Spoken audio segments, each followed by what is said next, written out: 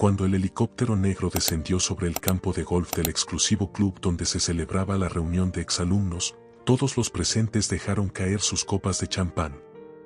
La puerta se abrió y de ella bajó una mujer con un vestido blanco de alta costura que costaba más que el coche de cualquiera de los invitados. Avanzó por el césped perfectamente recortado mientras unas 30 personas la observaban con la boca abierta, incapaces de creer lo que tenían delante. Era Clara Medina, la misma chica a la que habían llamado la fracasada durante 4 años de instituto. La misma a la que habían invitado a esa reunión solo para ridiculizarla una vez más.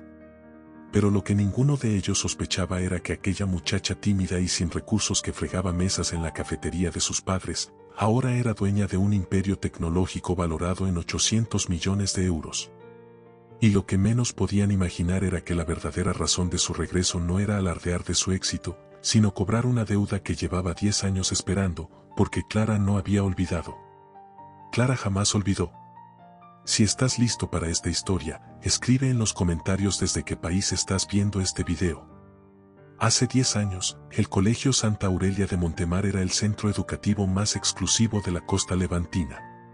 Sus pasillos de mármol, sus jardines impecablemente cuidados y sus instalaciones deportivas de primer nivel atraían a los hijos de empresarios, políticos y celebridades de toda España. Era el lugar donde se formaban las futuras élites del país, donde las conexiones que se tejían en los recreos valían más que cualquier título universitario. Clara Medina no pertenecía a ese universo. Estaba allí gracias a una beca académica que cubría la matrícula, pero no los extras. Esos pequeños detalles que marcaban la línea entre encajar y ser una intrusa. No llevaba el uniforme de marca que los demás compraban en boutiques de lujo, sino una versión genérica que su madre había encontrado en un mercadillo.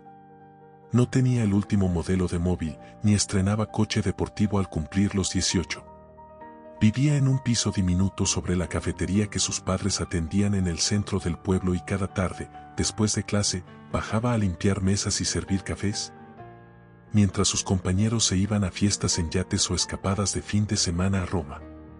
Era delgada de una forma que no tenía nada de sofisticada, con el cabello castaño siempre recogido en una coleta práctica y unas gafas gruesas que ocultaban unos ojos color miel que nadie se molestaba en mirar. Caminaba por los pasillos con los hombros encogidos, los libros apretados contra el pecho como un escudo, intentando ocupar el mínimo espacio posible. Era invisible, o al menos eso se esforzaba en ser. Pero la invisibilidad era un privilegio que los depredadores del colegio no estaban dispuestos a concederle. El grupo que la atormentaba estaba liderado por Natalia Llorente, la reina indiscutible de Santa Aurelia. Natalia era todo lo que Clara no era, rubia, alta, con una belleza de catálogo y un apellido que abría todas las puertas de la alta sociedad española. Su padre era propietario de una cadena de complejos hoteleros de lujo. Su madre, una exmodelo reciclada en influencer mucho antes de que la palabra se pusiera de moda. Y su novio, Álvaro Requena, era el capitán del equipo de polo y heredero de una fortuna inmobiliaria que se remontaba 3 generaciones. Natalia había convertido la vida de Clara en un infierno desde el primer día, no mediante golpes, que le habrían parecido demasiado vulgares para alguien de su círculo, sino con una crueldad fina y constante que dejaba heridas invisibles pero profundas, apodos susurrados lo bastante alto para que Clara los oyera, risitas ahogadas cuando pasaba a su lado, invitaciones a fiestas enviadas por error y retiradas después con falsa vergüenza, comentarios sobre su ropa, su pelo, su forma de hablar, su olor a café y a pobreza. El peor día fue durante el baile de graduación. Clara había guardado cada moneda durante meses para comprarse un vestido, nada espectacular, pero digno, algo que le permitiera sentirse normal por una noche. Había tardado horas en arreglarse, había pedido prestado maquillaje a una vecina, se había quitado las gafas, aunque eso significara ver el mundo borroso. Cuando llegó al salón adornado con globos y luces, por un instante se sintió parte de algo. Entonces Natalia subió al escenario. Habían organizado una votación secreta, anunció con su sonrisa impecable, para elegir a la reina y al rey del baile. Y también habían decidido crear una categoría especial, la fracasada del año. Las risas empezaron antes de que pronunciara el nombre. Clara supo lo que venía incluso antes de escucharlo. Cuando Natalia dijo su nombre y una corona de cartón con la palabra loser escrita en purpurina cayó sobre su cabeza, el mundo se detuvo. Las carcajadas retumbaron como un tsunami. Los destellos de los móviles la cegaban. Alguien le arrojó ponche encima. Clara corrió hacia la salida, tropezando con su vestido ahora arruinado, las lágrimas mezclándose con el maquillaje barato que se deshacía sobre sus mejillas. A su espalda, la fiesta continuó como si nada. Esa noche, sentada en el suelo del baño de su casa, mientras su madre golpeaba la puerta preguntando qué había sucedido, Clara tomó una decisión. No volvería a llorar por ellos. No permitiría que la definieran y algún día, de alguna forma, les demostraría a todos que se equivocaban. Lo que nadie en aquel colegio sabía era que la chica que fregaba mesas tenía un don que ninguna fortuna podía comprar, una mente prodigiosa para los números y los patrones. Mientras servía cafés, Clara estudiaba. Mientras los demás asistían a fiestas, ella aprendía a programar. Mientras la señalaban como perdedora, ella levantaba en silencio los cimientos de algo que lo cambiaría todo. La invitación llegó un martes de octubre al correo corporativo que Clara utilizaba exclusivamente para asuntos de trabajo. Resultaba curioso que la hubieran localizado allí, pensó mientras leía el mensaje decorado con gráficos dorados y tipografía elegante. Alguien se había molestado en investigar, aunque no lo suficiente. La reunión de los 10 años del Colegio Santa Aurelia tendría lugar en el Club de Golf El Encinar, uno de los más exclusivos de la zona. Cena de gala, código de vestimenta formal, oportunidad de reencontrarse con viejos amigos y celebrar los logros de todos. El mensaje incluía una nota personal de Natalia Llorente, ahora Natalia de Requena tras casarse con Álvaro, en la que decía cuánto deseaba verla y ponerse al día. Clara sonrió al leer esas líneas.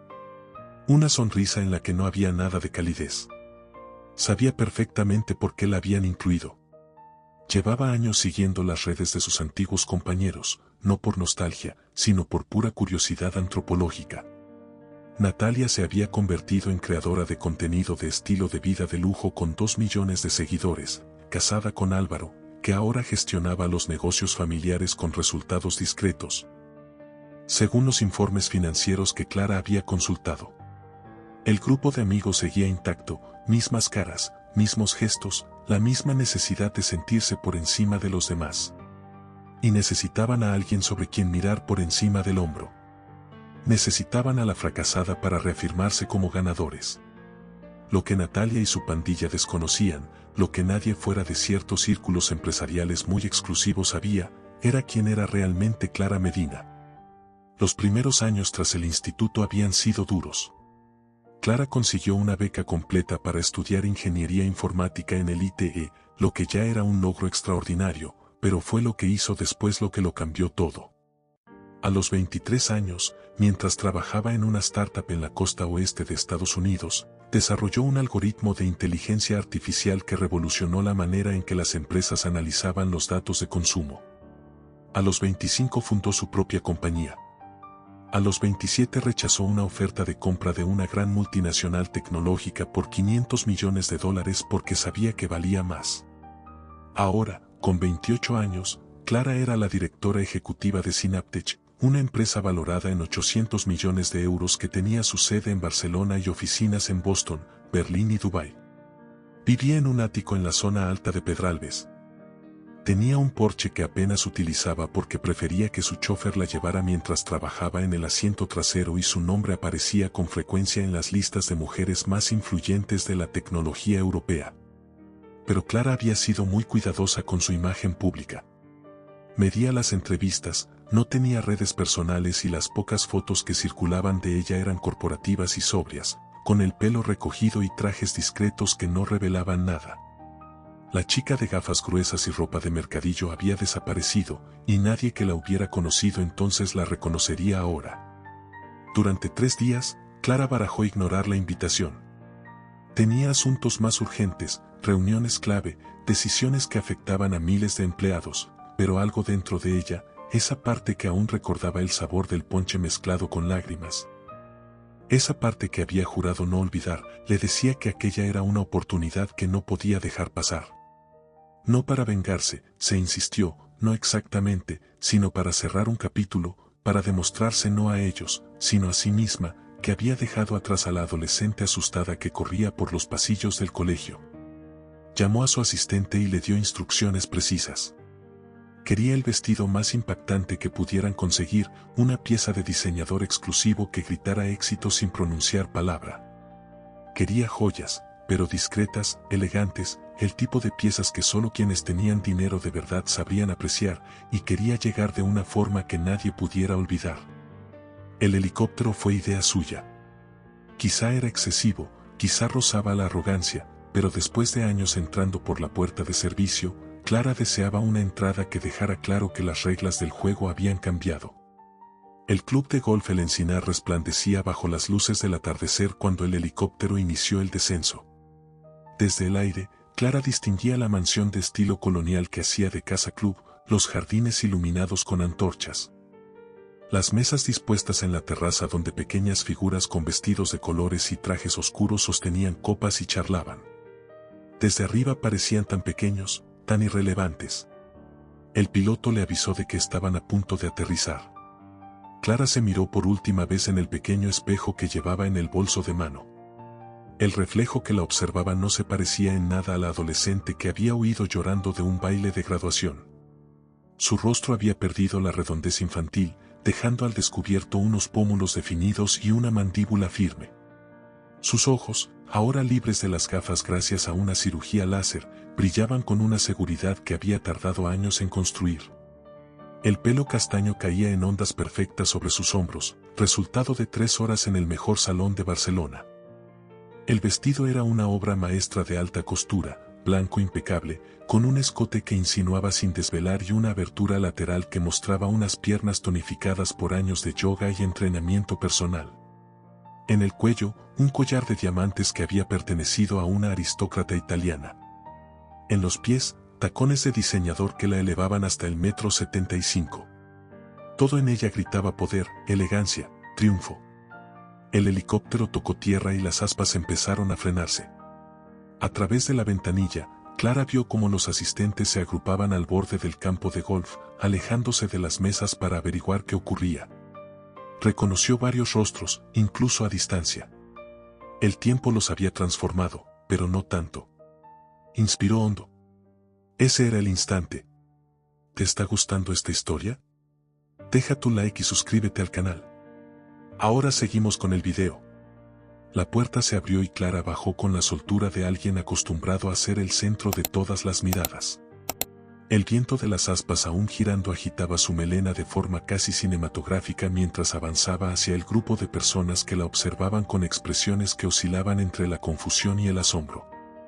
Nadie la identificó. Al principio. La vio intercambiar miradas, susurrando preguntas, intentando averiguar quién era aquella mujer misteriosa que acababa de aterrizar como una estrella de cine en su modesta reunión. Algunas mujeres la contemplaban con una envidia apenas disimulada. Algunos hombres la miraban con un interés que sus parejas captaron enseguida. Natalia estaba en el centro del círculo, como siempre. Los años no habían sido tan benévolos con ella como prometían sus fotos filtradas de Instagram. Había ganado volumen que trataba de disimular con un vestido estratégicamente drapeado y las líneas alrededor de sus ojos delataban noches sin dormir o demasiadas horas de sol. A su lado, Álvaro sostenía una copa de whisky con la expresión ausente de alguien que preferiría estar en cualquier otra parte. Clara se dirigió directamente hacia ellos. Cada paso medido, cada gesto pensado para maximizar el efecto. Se detuvo a 1 metro de Natalia y le dedicó una sonrisa de calidez milimétricamente ensayada. Natalia entrecerró los ojos, hurgando en su memoria. Entonces el reconocimiento la golpeó como un relámpago.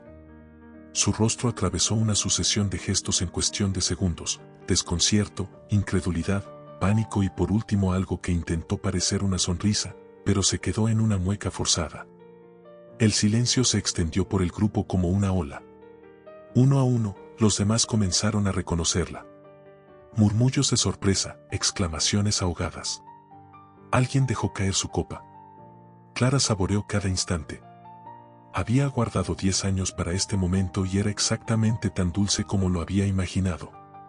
Durante la cena, los antiguos alumnos desfilaron para saludar a Clara. Cada conversación seguía el mismo guión: incredulidad inicial, preguntas torpes y luego el momento en que alguien mencionaba Synaptech y los rostros pasaban de la condescendencia a un respeto fingido. Algunos intentaron resucitar recuerdos de una supuesta amistad que nunca existió, pero Clara no había acudido allí a hacer amigos. Había ido por algo muy concreto. Tras el postre, Natalia tomó el micrófono para compartir anécdotas. Habló de los maravillosos años en Santa Aurelia, de amistades para toda la vida. En ningún momento mencionó el acoso ni la corona de cartón con la palabra loser.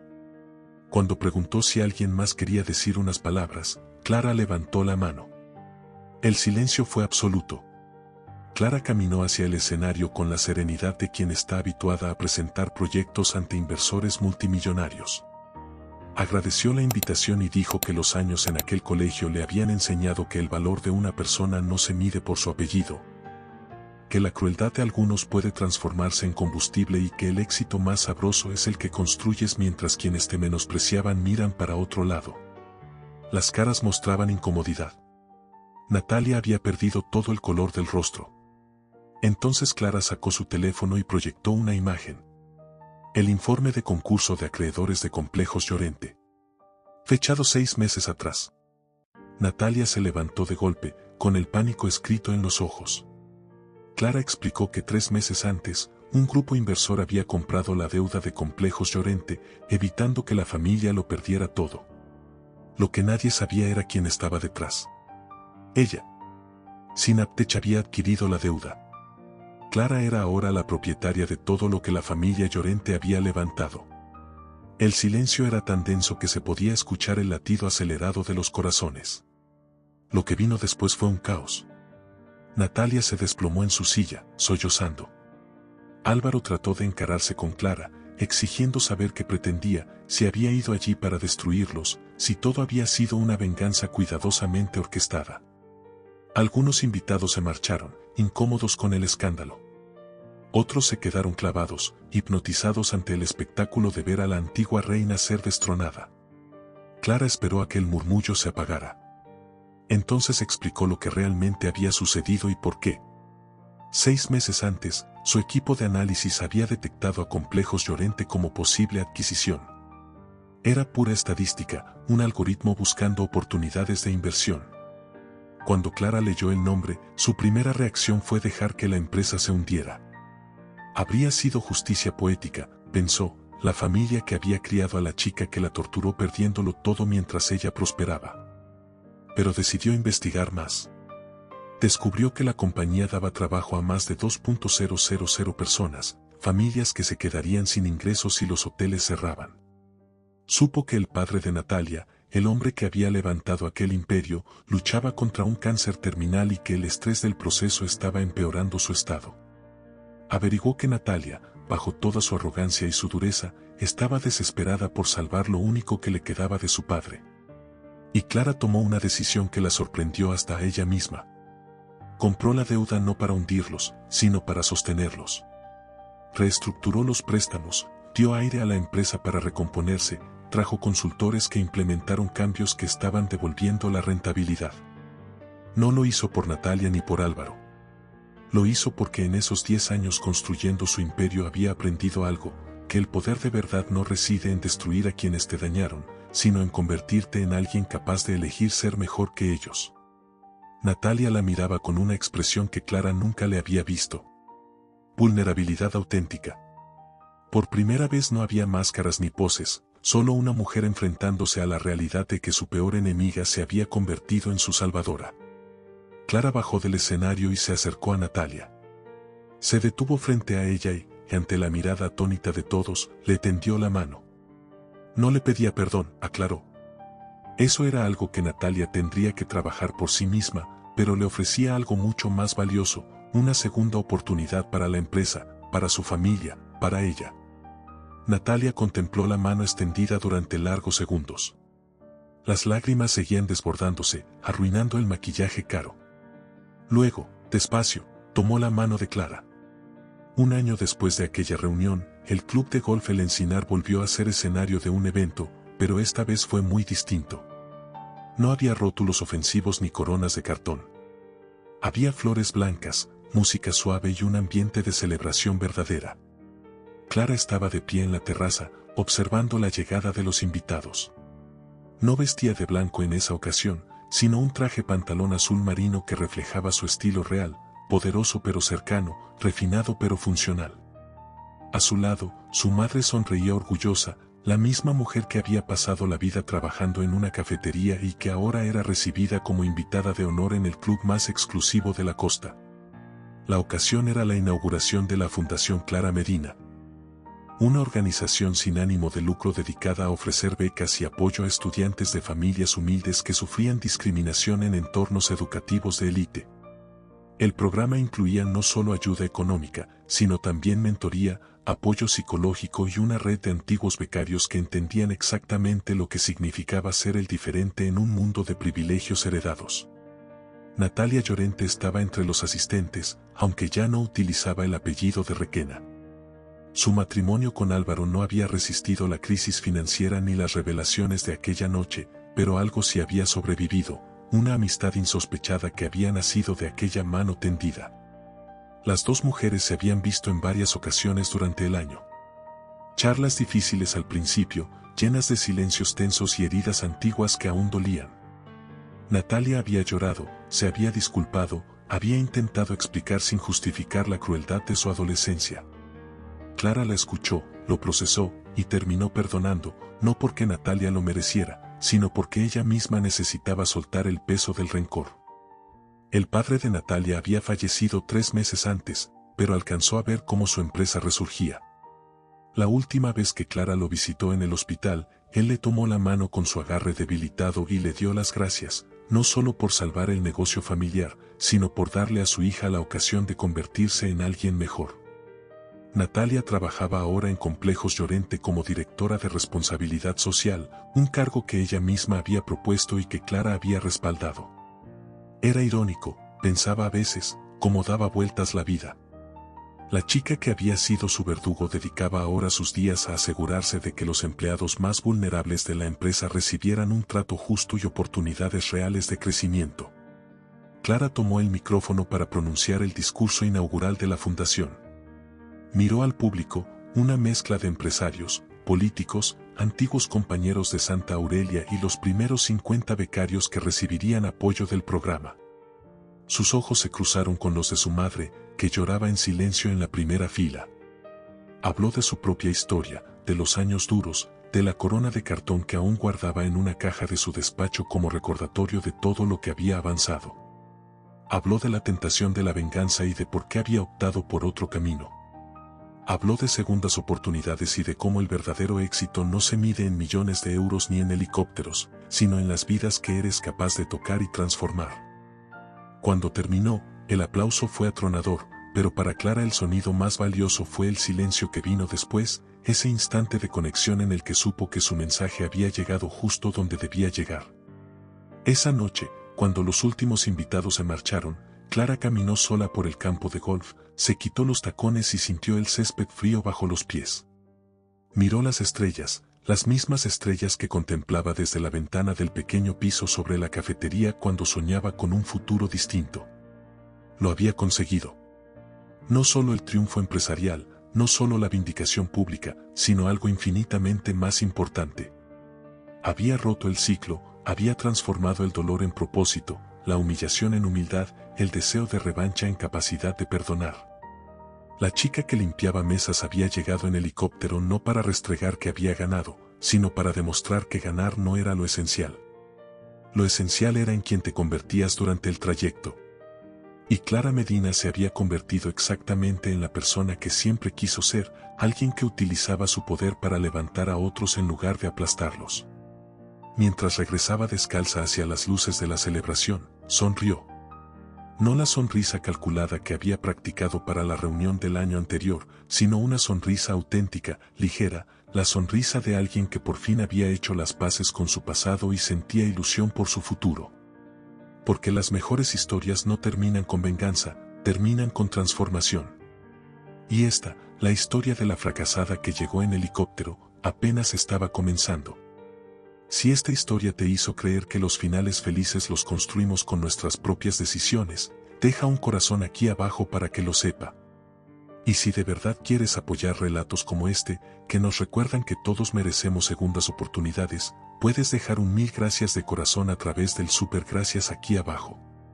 Cada gesto suma, igual que sumó la mano que Clara extendió hacia quien menos lo merecía, porque tú elegiste quedarte hasta el final y eso te hace tan extraordinario como la protagonista de esta historia.